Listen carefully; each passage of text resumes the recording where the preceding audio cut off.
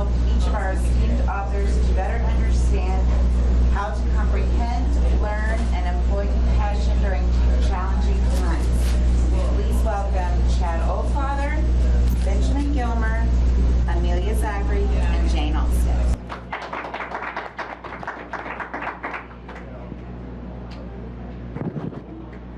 I think my role is to sort of guide the conversation, and I will say this, that I didn't know the heading of our talk before I got here today. So I had to do a little bit of compassionate rethinking of what I had thought we'd do, which is fine, and I think probably even better. So what maybe some of you know, some of what the people before you have written. I'm pretty sure probably that all of you do not know what all of us have written. So I thought maybe we'd start with a brief summary, however our authors want to frame their work, and maybe hold it up, so I think visuals are helpful. So I'm just going to go down the line, if that's okay, and start with Chad. Sure. I'll monitor my mic closeness here. But so this is my book. It's called A Man Walks Into a Barn, and the subheading is Navigating Fatherhood in the Flawed and Fascinating World of Horses. And basically, it begins. I was not a horse person growing up. Yet I found myself with a 2-year-old daughter who, was struck by this obsession, really, at the age of 2, and it was one of those things where we thought, like, okay, well, last week it was trains, and so next week maybe it'll be something else. It'll go away. It didn't. She's 22 now, and my wife was just texting me about the results and video of her latest round I have on my phone. I haven't had a chance to watch it yet, but she's in a show right now. And so it's about parenting and making one's way through this very unfamiliar to me world, and learning the lessons that one learns as a parent, making things up as you go along. And also, exploring parallels between this world that I experienced through their eyes, right? Watching them learn how to ride in my real life, or my professional life, I should say. I'm a law school professor. I teach people to become lawyers, and you wouldn't think that there are parallels between the processes of learning how to ride a horse and getting better and better and better at that, and learning how to become a lawyer. And yet, it occurred to me often that there are deep pushes between those two activities, and I suppose really learning anything when it comes right down to it. So, this is a takeoff on all of those things. Watching my kids develop these passions, helping them nurture those passions, dealing with the disappointments that come along with passions not always being completely fulfillable in the way that you might hope they are. So that's kind of what my book's about. Nice. Apologize to all those of you who couldn't get a ticket to see Barbara Kingsolver for this hour. But we are so glad you're here. So thank you for being here. So I wrote a book. My name is Benjamin Gilmer. I'm from Asheville, North Carolina. I'm on faculty at the University of North Carolina School of Medicine, and wrote a book called The Other Dr. Gilmer, which is a medical mystery murder memoir story that focuses on social justice. So this is a bizarre story that I told on NPR's This American Life in 2013 that has since become the #1 listened to podcast for This American Life, about me walking in the footsteps of another physician, my first job, realizing that he had been branded a premeditated, cold-blooded murderer, and then discovering that we had the same name, and then discovering that we shared, that I was inheriting all of his patients, and then discovering that he was a beautiful man, according to all of his patients. So this was my entry into my career, and it was a bizarre one with lots of dissonance, and provoked me to want to know more about this man and to discover who this other Dr. Gilmer was. So the book is a tale of that. trying to see who he was as a person, why his brain went awry, and then ultimately becoming scared, visiting him in prison, wanting to confront him, and discovering that he was a sick man. And that led to a 10-year journey that was really an offering to me to learn about social justice and to discover and advocate against the fact that we place the mentally ill, our most vulnerable citizens in prison. So it's a social justice mission a la Brian Stevenson's kind of Just Mercy, written in that tone. He was one of my mentors, and so I learned a lot from him. So it's a book that offers a lot of different things, but ultimately it's a book about compassion. So, yeah. Hi, is this on? Yeah. I'm Amelia Zachry, and I wrote my book called Enough, a memoir of mistakes, mania, and motherhood. And it begins with childhood trauma of abandonment, and then carries on to more trauma of sexual assault when I'm 19, and then living with a buried secret for almost 20 years when I find, in between I get diagnosed further still with bipolar disorder type 2. And I live with these secrets for the stigma around them and cultural conditioning of understanding mental illness as something that is to be hidden and that is unacceptable to have or declare. And it wasn't until about several years ago, a few years ago, where I discovered my voice through my power that I found in motherhood, and understanding that that power was within me and owning the self that I am. And so my story is a story of trauma and healing, mental illness and resilience, culture shock and new beginnings as I embark on this journey of this chapter of my life in America. And it is really about making sense of the world and self and accepting things as they are, even though sometimes I wish that they were different. Thank you. And mine is The Tree You Come Home To. And it is about the death of my youngest son, who was shot and killed in 2009 at the age 20. The subsequent 4 years or so of my journey out of that trauma. And at one point in the writing of it, I realized that what I had thought was enough, which was my story, those 4 years following, was really not enough, and that I needed to also tell Casey's story. And so that's what I have in the end, because Casey, although he was not killed because he was an addict, struggled with addiction and substance abuse from about the age 13 until he close before he died. But in terms of, I'm going to sort of segue into the question that I will then pass on to my friends here.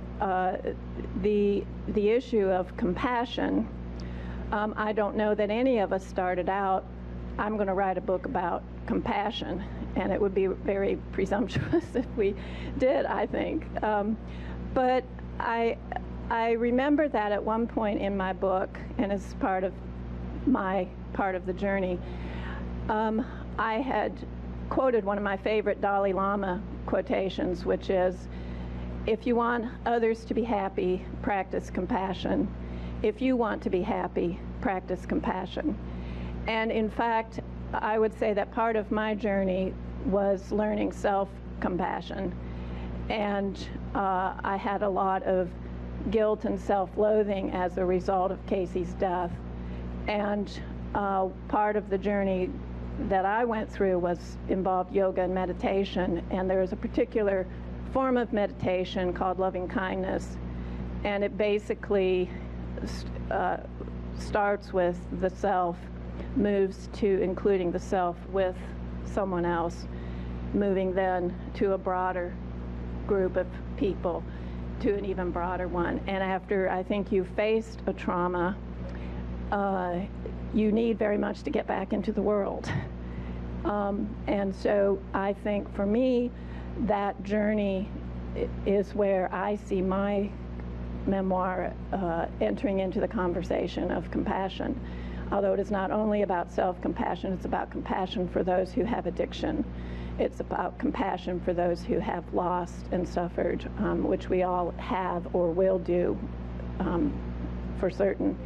So I think I'll just leave it there as a sort of a springboard and ask that each person now just sort of give us a sense of how they see their work fitting into a conversation about compassion.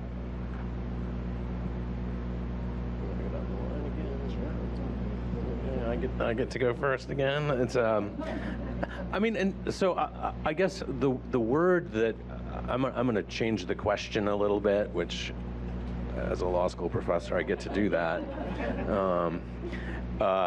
and focus not so much on compassion, but I think something that is almost prior to it, but that I think is incredibly important.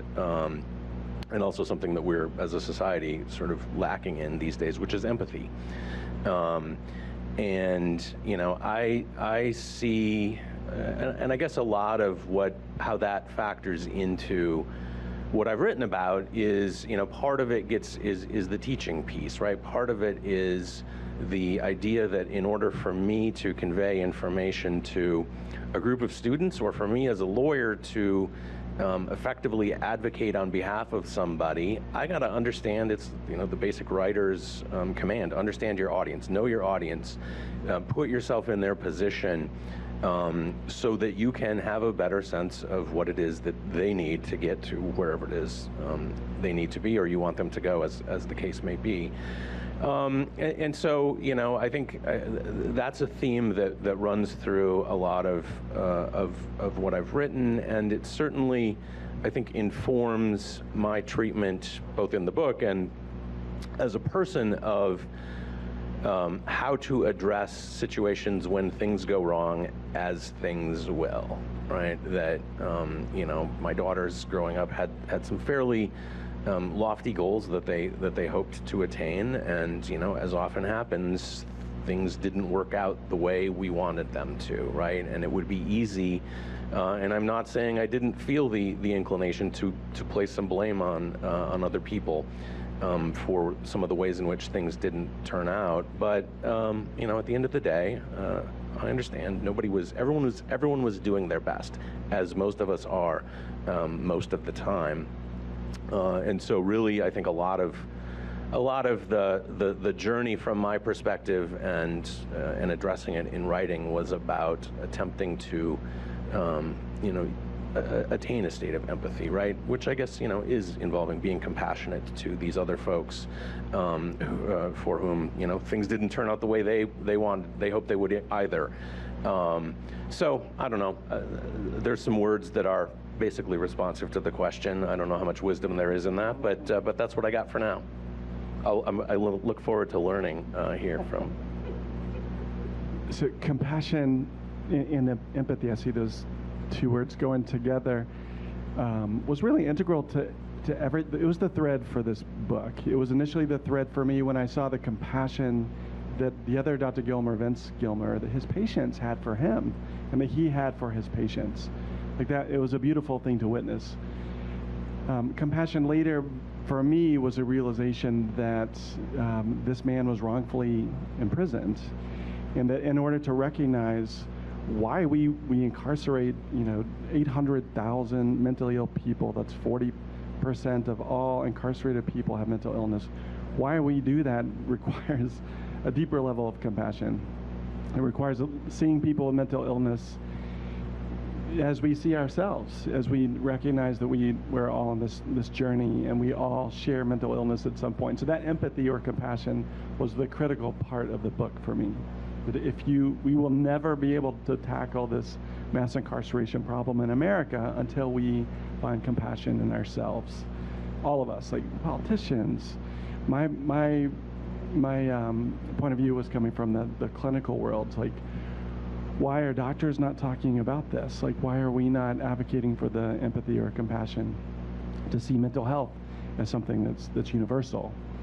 And if we can't do that, then we're not going to be able to start talking and injecting compassion into the argument. So for me, the argument that I tried to make was not a prescription for how we solve this problem of mass incarceration. It was really trying to plant a seed for compassion and empathy. And that, for me, came through my mentor, Albert Schweitzer's words, which were reverence for life, which was the distillation of his life's philosophy, which was really that you have to see compassion in all people who are struggling to survive. Awesome. I get to go after these two. Sage. Well, compassion for me, when we're talking about this book, Enough, it's full of compassion, and its goal is to harness the compassion of the reader. And so the process of writing it was very transformative for me. I think understanding my experience in a sense that I was making sense of it for the reader. I realized what compassion I would need to have for them to kind of deal with these difficult, very heavy and messy and painful subjects in a way that would be able to convey the message of hope. And so I needed to learn how to convey this compassion through my words. And I think a lot of that came from the basis of letting go. You were talking about empathy. For me, it was letting go. Letting go of the preconceived notions of what was good and bad, and what was expected and what was unexpected, and what should be and shouldn't be, and all these things that we understand pain, how we frame pain in our lives. And so I think I learned to let go while I was writing, and letting go was the most liberating force that allowed me to have compassion for myself, compassion for the events that transpired, and therein allow for compassion for the reader. And so I think that was one of the most important elements of the book, compassion. Okay. Well, you've sort of, I'm going to use what you've just said as kind of another segue into another issue, because many of you in the room may be writers or write, and some of you may be authors, but at some point in time, none of us were published authors. And whether it was with this book or a previous book, we sort of became that. And so I wonder if, and feel free to say, I'm going to pass on this question and talk about something I want to, by the way, you can always do that. But just to me, I think if people came, they may have been drawn to the genre of memoir, they may have been drawn to the idea of compassion. I don't know what drew you here, but just thinking about the writing process and the sort of the discovery, such as you mentioned. Writing is often described as being a way to find out what you think, to discover what you think, or to discover what you know. And so I guess maybe we could talk just a little bit about, you know, what writing this did, what it shook loose in us, what it made rise to the surface in us that maybe we didn't expect. Any other kinds of discoveries, either about yourself personally or about yourself as a member of a community, because community is a theme, I think, that runs through all of these works in different ways. So I'll pass that to you all. Go first again? Okay. I mean, boy, there's a lot. How long do we have? Is how I'd start that. I mean, yes. So this is not the first thing I've had published, in the sense that I've published a bunch of academic work before. This is the first book, at least, that of a non-academic nature that I've published, and there were some small, shorter publications that kind of led up to this. And I think, you know, yeah, there's a lot of self-discovery involved in that process. A lot, maybe as well, that could be less characterized as self-discovery and more in the nature of, I don't remember if you phrased it as letting go or something, that sort of vibe, right, where you're basically like, here's this thing I've been sort of grappling with for a long time, and I gotta now navigate on the page how to get through it, right? And in my case, if I'm writing a book about fatherhood, I have to talk about my relationship with my dad, which was not great. And so, thinking about that, why it wasn't great, how much to say about its not greatness, right? Because it's easy, I think, to carry around some bitterness as a result of that, and to, I think as a parent, maybe you either come to realize how well your parents did, or maybe some things that you really think they could have done a lot better than they did. So I had to work through that a little bit in the course of writing this, and ultimately, there's a lot that ended up on the cutting room floor, and I think that was ultimately a process of saying to myself, okay, I've worked through it. Now I need to just take this out. I've said it to myself. I've put it in words, but the world doesn't need to know it.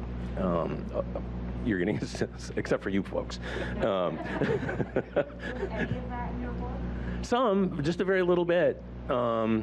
Basically saying we're just, and he's got his story too, and there was certainly, to use a word that he would never have used, there was definitely trauma as part of his story, and a lot of unhealthy ways of dealing with situations, I think, that arose as part of that. But so it comes out a little bit, and I nod in that direction. But I think ultimately it was a process of working it out for myself as well. And then, not to go on too long here, but another piece from me is my own personal story is growing up as a very much not wealthy kid who.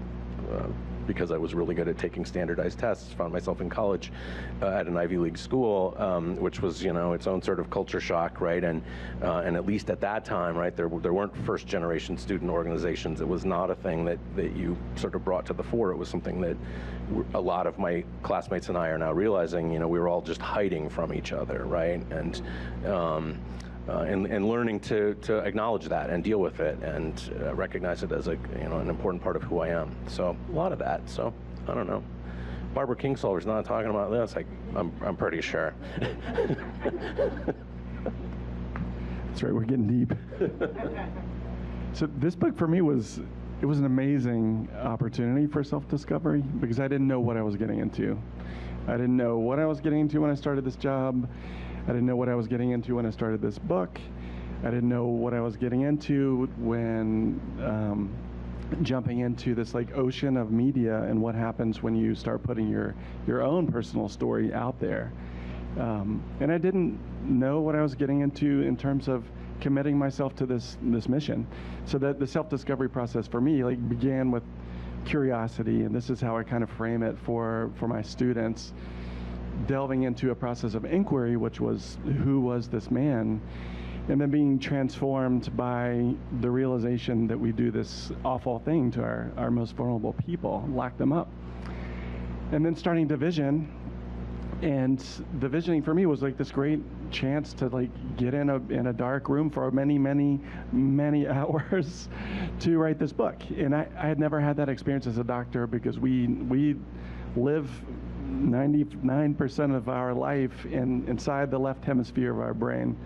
And so it was a great escape for me to jump into the other side of my brain and to practice that, to exercise the right hemisphere, which I had forgotten all about. So delving into what creativity means, writing was such an amazing pleasure, and getting to work with some world-class people who were coaching me was just a great gift to be able to do that. So all of these things, this self-discovery ultimately lands into advocacy for me, and that was something that I'd always wanted to do, but never felt like I had the voice to do it. And so the book gave me that opportunity to develop a voice that has started leading towards some change, at least for this one man, it has. So it was a great gift of self-discovery to be a part of this process. So self-discovery, finding things that I didn't expect. I read somewhere that a good writer does not write to deliver the answers. A good writer writes to find the answers. And so I think in doing so, in writing enough, I was finding more questions, things that I hadn't thought about before.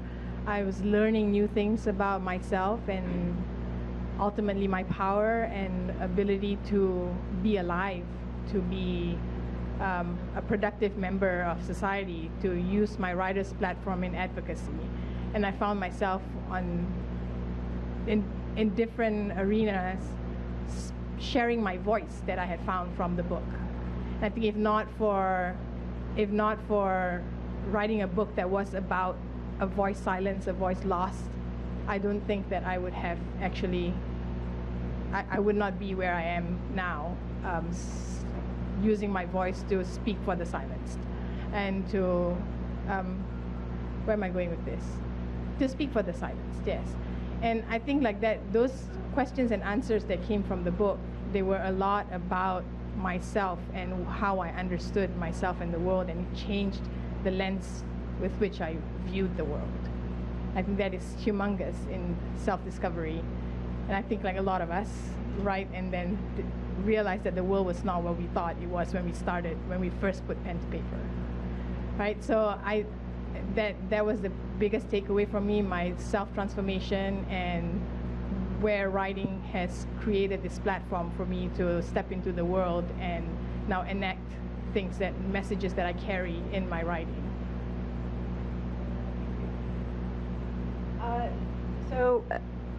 Sort of related to that is, another writerly question. One thing I used to try to impress upon my students was that in memoir, there is the person to which things happen. There is the writer who's writing about what happened to her, and there's the audience who sees this or doesn't see that. And so there's all these sort of different people in a way, but that the author is not the same person as the person who lived the experience. There has been a transformation of that person into something else. And so one of the things that happens in that process is that we adopt a persona, you know, a sense of who we think we are and what we are willing to project. So if I was to put it sort of in a nutshell, and I might misput this for what they would say, but for Chad, I would say father. For Benjamin, I'd say doctor. For Amelia, I'd say survivor. But that's just the, you know, that's just the pebble. It's not all the ripples that come out of that sense of how you project a certain persona. You have to pull back. I think, Chad, you talked about that. You have to pull back certain things. Is this about you and your dad, or is this about something else? And so we have to make choices and carve that and craft that person and that story. And so I don't know if you all want to talk to that issue of, you know, so there's this craft issue of creating a persona. I mean, Amelia had a name for hers during the process. It was Hattie Matty, but I don't know that the rest of us had a name, certainly not in your memoirs, but, and that's not the same as the author in Amelia, but it is a kind of a glimpse of the kinds of personas that we have when we're walking through these stories.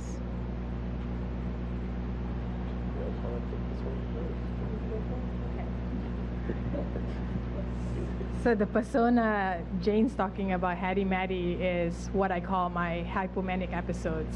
I gave her a name because she takes over. But I think on the whole, when we talk about the book itself and the message and crafting a story for the reader, the process of it was me removing myself and distancing myself from the main character myself.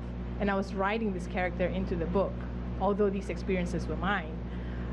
I think that gave me a sense of objectivity over the situation, and that was why it was so therapeutic, because there were no longer judgment, there was no longer pain, and there was no longer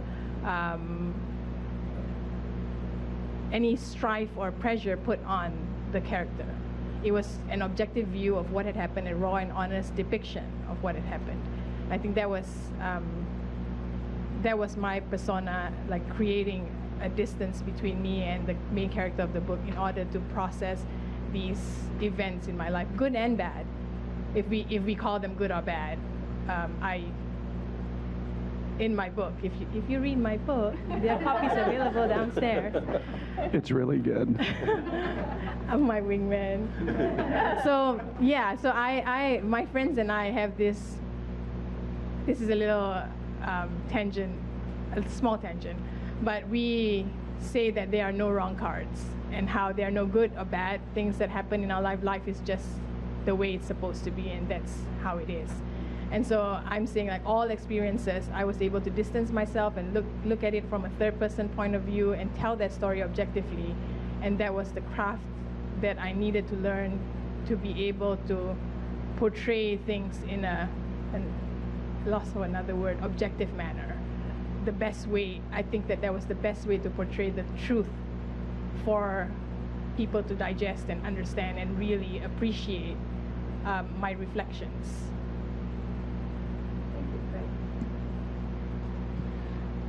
Just being the persona, I started writing this book in third person, and I was lost in terms of where my voice was going to be in the story, learning to tell a story, and also trying to be cautious in the beginning, like being cautious about how much I wanted to reveal about myself. Ultimately, I realized, like, quickly that I couldn't do that. Like, I had to tell the story in first person. It had to be me telling the story. And that translated into making myself more vulnerable, telling my own story.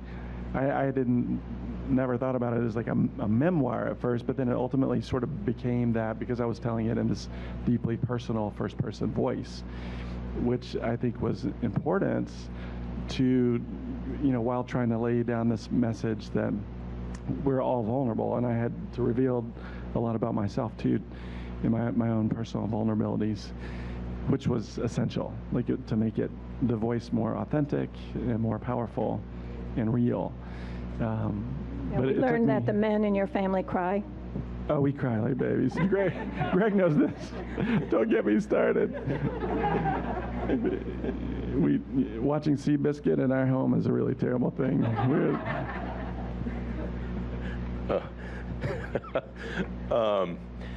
Yeah, I mean, thank you for not making me go first, because that was helpful to help me think through this question for myself, because I think, so again, I'll reference my professional life, which involves a lot of thinking about how judges in the legal system behave and what all the various forces are that constrain and do not constrain judicial behavior, which gets me into a lot of psychology.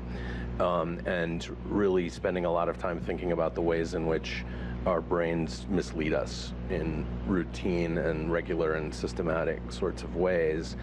And I think, how that translates into this is that I very much do not and actively sought to avoid taking on a persona that suggested that I have the answers. It's very much, I don't know. Like this morning, someone's downstairs asking me, like, so, my granddaughter thinking about riding, what do you think's the appropriate age? I'm like, don't ask me, because I'll tell you how it worked for my daughter, but she was super into it. So if the kid's not as into it, it might be different. But I think that's, that probably was the thing that guided me as much as anything, is this real hesitancy to claim ultimate authority, because I think the world's too complicated, right? I guess there are people who look out and see black and white everywhere. I see gray. It's complicated, it depends, and so forth. And so I think that, whether I set out in an intentional way to do that or not, I think it is certainly the way in which my voice probably comes through. Fantastic. Thank you, all of you. I think we got some time for questions now, so I'm going to open the floor to either or all.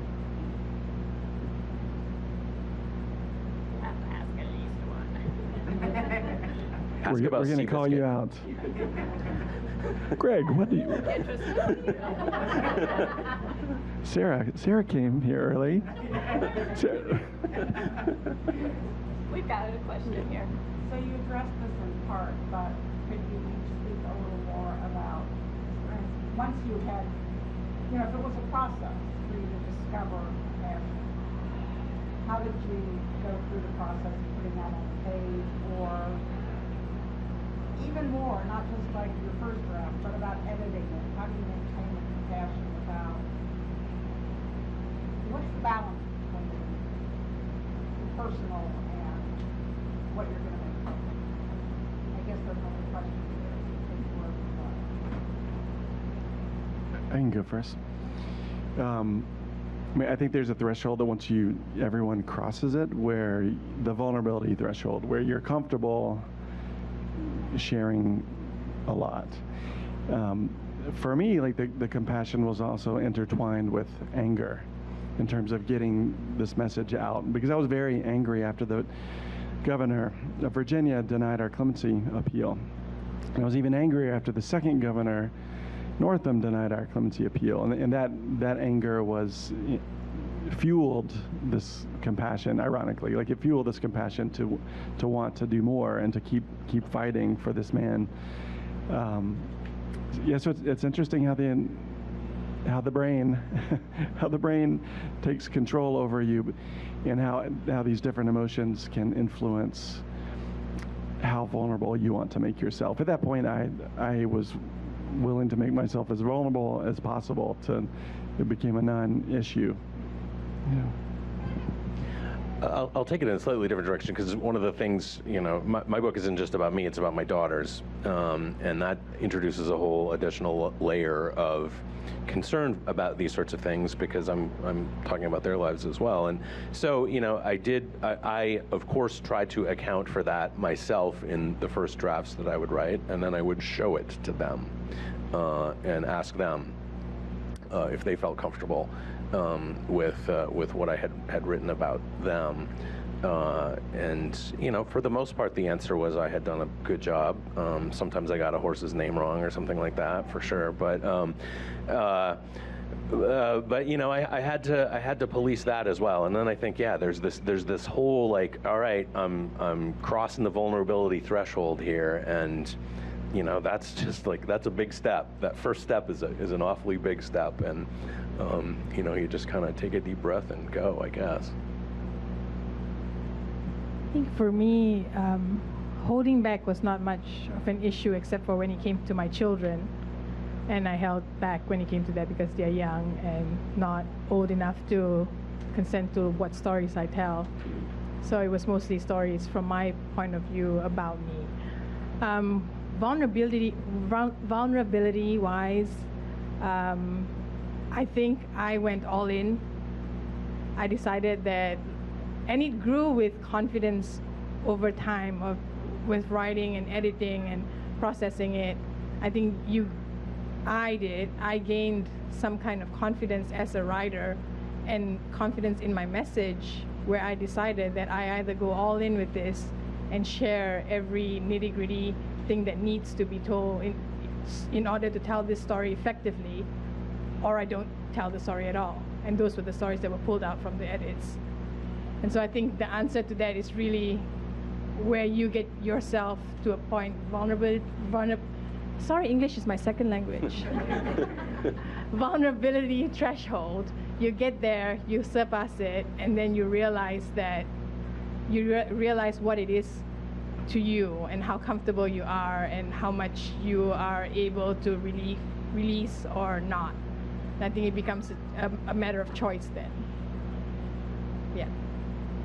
So for me, I was writing about my family, and only one of whom is no longer with us. And even though, so my primary purpose was to tell Casey's story, but in doing so, I also had to tell his brother's story and his father, and so all of those people were interviewed and included in different ways. And gave permission similar that some Chad, you were mentioning. But I still had to protect them in some ways. But I guess for me, the main thing was Casey, despite having a very, very difficult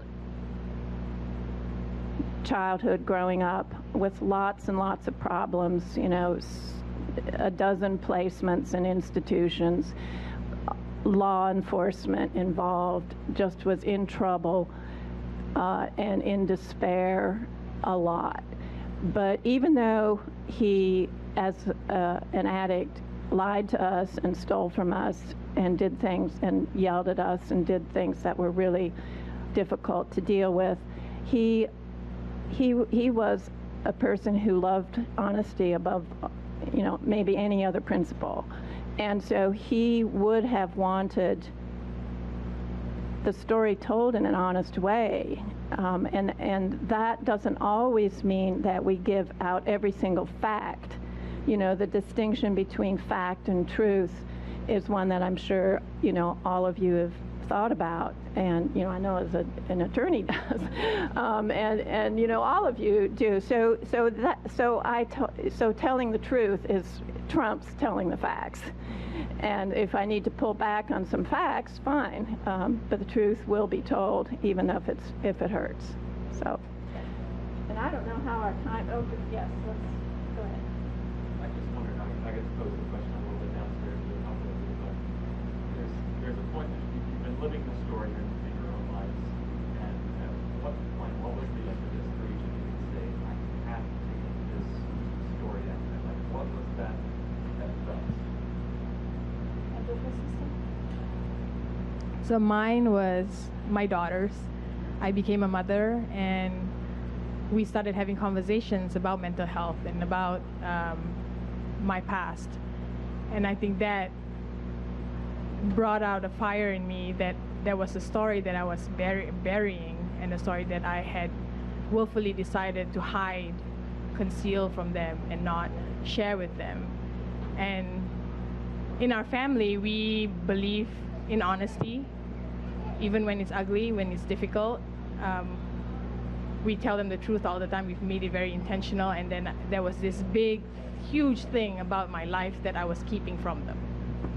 And so I decided, I found my voice, and I said, like, this is the time for me to share it. I'm going to do this. I'm going to share this story so that my children, because I have to create a space in this world that is safe for my children. And how do I do this if I'm not part of these conversations or the movement that allows for other voices like mine to be heard, to bring about change, to bring about security and safety in where a world that honors my children and other children like my children too. And I guess that's the point at which I decided that I'm going to release this story. Anybody else? So courageous. Are you crying? Okay, girl.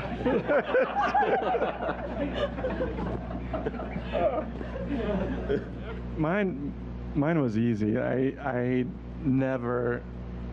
a doctor in a rural place, and I never thought I would be audacious enough to write a book. Like, it sounded like crazy talk.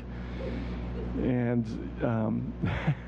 so I wrote this book because the governor rejected our clemency petition, and I was so bitterly angry that I knew that the only way to affect change would be to do a mass media campaign and to write a book and to produce a movie and these other things that are accompanying this book right now.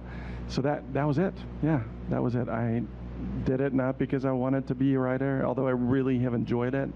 It was something that was important to me to use the story as a tool for social justice. His book is being made into a movie, by the way.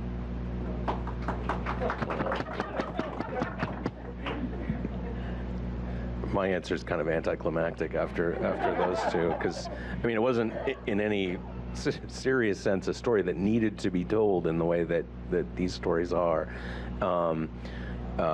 You know, I think I did feel I had for quite some time. I've always liked writing. I had a notion that I would want to, you know, be a writer in a non-academic way at some point, and finally realized that I was in a place in my life where I might have something actually to say, and that there are parts about this horse world and the world of parenting more generally that I might have some useful perspectives on, but the world didn't need to hear them.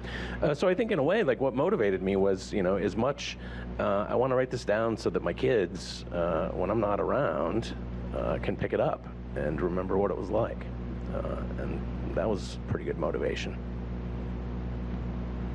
Mine, it's 3 words. The compulsion to share.